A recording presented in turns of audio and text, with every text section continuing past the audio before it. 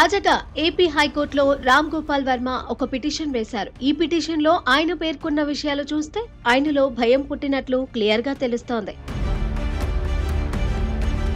దర్శకుడు రామ్ గోపాల్ వర్మకి పోలీస్ భయం పట్టుకున్నట్లు తెలుస్తోంది. ఇటీవలే ఆయనపై నమోదైన కేసుపై జరిగే పోలీసుల విచారణకు వర్మ అటెండ్ కాలేదు. అయితే ఆయన తాజాగా ఏపీ హైకోర్టులో ఒక పిటిషన్ వేశారు. ఈ పిటిషన్ లో ఆయన పేర్కొన్న విషయాలు చూస్తే ఆయనలో భయం పుట్టినట్లు క్లియర్ గా తెలిసిపోతోంది. మరోవైపు ఆయన ముందస్తు బెయిల్ కోసం కూడా అప్లై చేసుకున్నట్లు తెలుస్తోంది. అయితే ఇప్పుడు ఆ పిటిషన్ లో రామ్ గోపాల్ వర్మ పేర్కొన్న విషయంపై నెట్టింట్లో పెద్ద చర్చ జరుగుతోంది.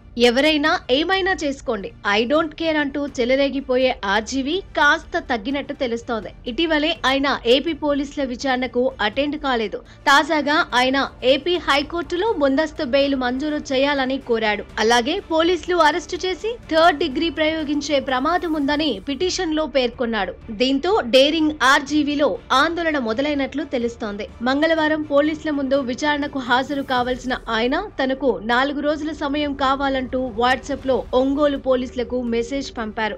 చంద్రబాబు, పవన్ కళ్యాణ్, లోకేష్ పై సోషల్ మీడియాలో అసభ్యకర పోస్టులు పెట్టడంతో ఆయనపై ప్రకాశం జిల్లా మద్దిపాడు పోలీసులు కేసు నమోదు చేశారు. మంగళవారం ఒంగోలు సీఐ కార్యాలయంలో విచారణకు ఆర్జీవీ హాజరు కావాల్సి ఉండగా సమయం కావాలంటూ ఆయన సమాచారం పంపారు.